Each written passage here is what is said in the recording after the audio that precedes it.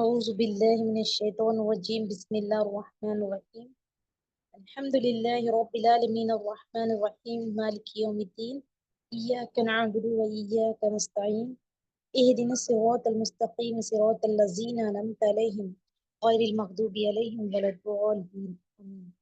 क़ाला rabbi इश्रह ली सदरी व यस्सिर ली अमरी वहलुल उक़दतम मिन लिसानी रब्बी ज़िदनी इल्मा रब्बी ज़िदनी इल्मा। अस्सलामु अलैकुम रहमतुल्लाहि व बरकातुहू। डियर सिस्टर, आज हम देख रहे हैं, आज हमारे उर्दू की क्लास में हम देखने जा रहे हैं मद, है ना। जो मद होता है उसको उर्दू में किस तरीके से पढ़ेंगे, उसमें क्या किया जाता है, बात पहले समझ में आनी चाहिए कि मद जो होता है वो क्या करता है, अलिफ की आवाज को खींचना होता है। मद में कैसे पढ़ना है अलिफ को, कि हम आवाज, अलिफ की आवाज को और एक अलिफ की आवाज की मिकदार खींचना होता है। उसकी तारीफ देखिए, इस तरीके से स्क्रीन पे है, आपको दिखाई देती है कि जिस अलिफ पर मद की अलामत होती है तो इसे अलिफ ममदूदा कहते हैं। अलिफ की आवाज बढ़ाने की अलामत है। जैसे फॉर एग्जाम्पल अलिफ मद आ और ज, आज। अगर अलिफ पर मद ना हो तो अज होता था, अज, है ना। अलिफ का साउंड अ और जीभ ज, अज। मगर अलिफ पर जब मद आता है तो अलिफ की आवाज और एक अलिफ की मिकदार हमको खींचनी होती है। हाँ, इसलिए इसलिए जब भी अलिफ की आवाज की मिकदार को हमें बढ़ाना होता है, उस वक्त हम क्या करते हैं, उस अलिफ पर मद देते हैं। मद का मतलब होता है अलिफ की आवाज को खींचना। इस तरीके से इजी है इसकी डेफिनेशन। उस अलिफ पर मद लगता है जिस अलिफ की आवाज को हमें खींचना होता है। हाँ, और देखिए मद की अलामत यहाँ पर देती है, इस तरीके से होती है। हाँ, ये अलिफ पर मद लगता है, इसको मद कहते हैं, है ना। जैसे कि आम, आज, ऐसे अल्फाज पर क्या किया जाता है, मद का यूज किया जाता है। तो सिर्फ इतना याद रखना है, मद की अगर डेफिनेशन आपको पूछी जाती है तो उस अलिफ पर मद लगता है जिस अलिफ की आवाज को हमें खींचना होता है। सुने, इस तरीके से आपको सवाल भी आ सकता है कि मद का यूज कब करते हैं, मद कहाँ इस्तेमाल करते हैं, मद कब यूज करते हैं, कब इस्तेमाल करते हैं। तो आपने लिखना है कि जिस अलिफ की आवाज को हमें खींचना होता है उस वक्त हम अलिफ पर मद का इस्तेमाल करते हैं। समझ में आ गया, इजी है। तो देखिए अभी हम आगे देखते हैं उसका इस्तेमाल किस तरीके से हमें करना है मद का। पहले देखिए आम, आम लिखते वक्त हम क्या कर रहे हैं, देखिए अलिफ मद आ, अलिफ मद आ और मीम, आम, है ना। अलिफ की आवाज को क्या किया हमने, और एक अलिफ की मिकदार खींचा। अलिफ मद आ, मीम, आम। उसी तरीके से देखिए अलिफ मद आ, जीम, आज। उससे आगे देखेंगे अलिफ मद आ, द और मीम, दाल और मीम, आ द म। देखो पढ़ते वक्त आपने क्या करना है, सिर्फ जो हुर्फ का साउंड है वो लेकर साउंड को साउंड से मिलाते चलना है ना। जिस हुर्फ हम जो हुर्फ पढ़ रहे हैं उसको क्या करना है, उसकी साउंड को पकड़ के आगे वाले साउंड से मिलाते चलना है। इस तरीके से पढ़ेंगे। फॉर एग्जाम्पल आ, द, म। इसमें मैंने अलिफ मद आ और दाल मीम ऐसे नहीं पढ़ा। तालिफ की आवाज, मद की आवाज क्या आएगी, आ द म, इस तरीके से। ये क्यों बता रही हूँ, ये बताने का मकसद ये है कि आपने पढ़ना सीखना है, इसी तरीके से सीखना है कि आपको क्या करना है, जो हरूफ है उनके साउंड को अगले हरूफ के साउंड से मिलाते चलना है। खुद ब खुद आपको पढ़ना आ जाएगा इंशाल्लाह। नेक्स्ट लाइन में देखेंगे नीचे की। ये देखिए अलिफ मद आ, हाँ तो साउंड ले रही हूँ मैं इसका। अलिफ मद आ का साउंड क्या है, आ र आ। तो आरा, आरा। जो लकड़ी काटने की जो हथियार होती है ना उसको आरा कहते हैं, आरी, आरा। हाँ, तो आरा।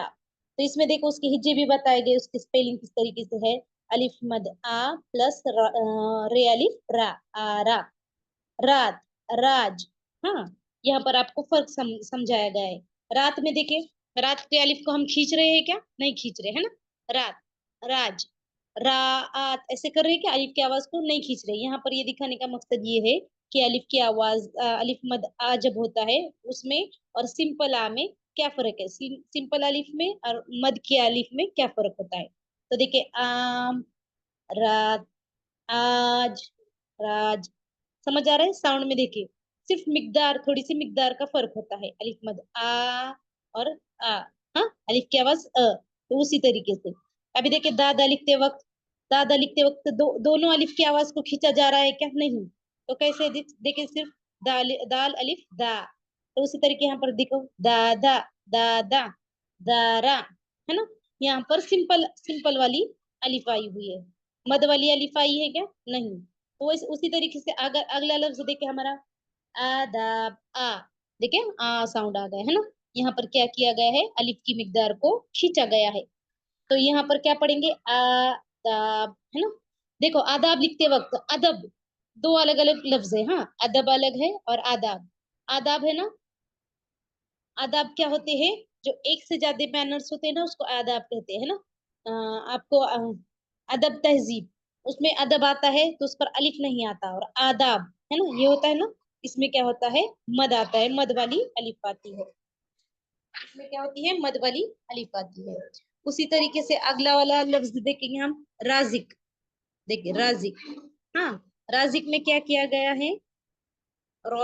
रे अलिफ रा, और जे पर क्या क्या किया गया है? जेर है, रा जी क। तो अपने साउंड कैसे मिलाना है? देखिए, रा जी क, राह। देखिए, जो राह होती है ना, रास्ता, जो बोलते हैं हम रास्ता पता नहीं है, राह पता नहीं है, तो वो राह है। यहाँ पर उसके मीनिंग ये होते हैं। तो रे अलिफ रा और हा। यहाँ पे गटरी वाली हा यूज की गई है, तो राह। यहाँ पर झटका आता है मगर थोड़ा सा, राह। अभी देखिए, आराम, तो यहाँ पर क्या किया गया? यहाँ पर आराम, आराम नहीं लिख सकते हम। ये अलिफ के अगर साउंड पर मद नहीं होगा ना इस अलिफ पर, तो आराम होता है, आराम। तो आराम नहीं, आराम, है ना? अलिफ की मिकदार को क्या किया गया है? खींचा गया है। इसलिए यहाँ पर क्या साउंड होगा? आ राम। ओके, नेक्स्ट देखिए, नेक्स्ट क्या है? वारिस। वारिस का क्या होता है? वाव अलिफ वा, राजे री, वा री। और से का क्या होता है साउंड? स, वारिस। नाम देखे, वाव अलिफ रेजे री और से, और साउंड कैसा हो गया? व आ री स। नाम और साउंड दोनों में फर्क समझे।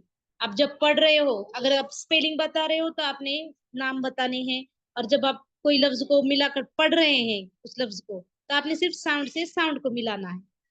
आ रहा है समझ में? नेक्स्ट अगला देखिए, वाह। हाँ, वाह। तो हाँ में एंडिंग में थोड़ा झटका आ रहा है, देखिए। हाँ, तो वाह, है ना, वाव अलिफ हा, तो वाह। आवाज, देखिए आवाज, है ना? तो आ का साउंड, अलिफ का साउंड बढ़ गया है, इसलिए यहाँ पर क्या हुआ है? मद आया। देखो पहले से अभी देखेंगे किस किस साउंड को खींचना है, किस किस साउंड को, कौन से अलिफ के साउंड को हम खींच रहे हैं और किसको नहीं खींच रहे। अब मैं सिर्फ डायरेक्ट पढ़ के बताती हूँ आप। दादा, दारा, यहाँ से देखेंगे हाँ, सभी लोग यहाँ से, दादा, दारा, दावर, दाल, दाम, आदाब, है ना, आदाब, राजिक, राह, आराम, वारिस, वाह, आवाज। समझ आ रहा है? जो भी अलिफ पर मद है, उस अलिफ की मिकदार को और एक अलिफ की मिकदार खींचा जाता है। अगला देखिए उसी के नीचे, आस, है ना? आस, इसमें क्या किया जाता है? अलिफ की, अलिफ की मद है, अलिफ पर क्या है? मद है, और उस मद को, अलिफ को हम खींच रहे हैं, आ स। नेक्स्ट देखे, आ ग, है ना? ये दोनों अलिफ पर क्या है? दोनों अलिफ पर क्या है? मद है, तो इस दोनों अलिफ की क्या हो रही है? आवाज बढ़ रही है, आस, आग। और अगला क्या है? दाल। देखिए, दाल ऐसा नहीं है, दाल ऐसे नहीं पढ़ रहे हैं ना, अलिफ की आवाज को खींच नहीं रहे हैं हम, सिर्फ क्या कर रहे हैं? दाल पढ़ रहे हैं। डाक, देखिए डाक को भी क्या कर रहे हैं? डाक को भी क्या कर रहे हैं हम? सिंपल पढ़ रहे हैं। डाक की अलिफ को भी क्या कर रहे हैं? सिंपल पढ़ रहे हैं। कैसे? डाक, दरवाजा, है ना, दरवाजा। ऐसे पढ़ रहे हैं क्या? देखिए हम, दरवाजा। नहीं, अलिफ की मिकदार को हम खींच नहीं रहे, इसलिए क्या हो रहा है? यहाँ पर मद नहीं आएगी। अगला देखिए, दावर, दावर आ, हाँ, दारा आ, बारिश आ। अभी देखिए, आ साउंड से आपको क्या किया गया है? यूज करके एक जुमला बनाया गया है ना, छोटा छोटा। दावर, दावर क्या है? नेम। तो दावर आ, दारा आ, बारिश आ। समझ आ रहा है? समझ आ रहा है आपको कैसे यूज करना है? यहाँ पर मद वाली अलीफ अगर चाहती है तो हमें सिर्फ उसकी साउंड को थोड़ा खींचना होता है, इजी है, मुश्किल कोई नहीं। और सिंपल आती है। अब ये कैसे यूज करेंगे हम, है ना। अगर कंफ्यूजन हो रहा है तो सिर्फ याद रखना कि कौन सी लफ्ज में अलिफ की आवाज को खींचा जा रहा है, सिर्फ हम करेंगे उसी वक्त हम मद का यूज करेंगे। समझ आ रहा है? चलिए आज के लिए इतना ही काफी, इस पर हम थोड़ी सी प्रैक्टिस करेंगे। तो पहले दुआ पढ़ के लेते हैं। सुब्हानकल्लाहुम्मा व बिहम्दिका अशहदु अल्ला इलाहा इल्ला अंता अस्तगफिरुका व अतूबु इलैक। अस्सलामु अलैकुम व रहमतुल्लाहि व बरकातहू।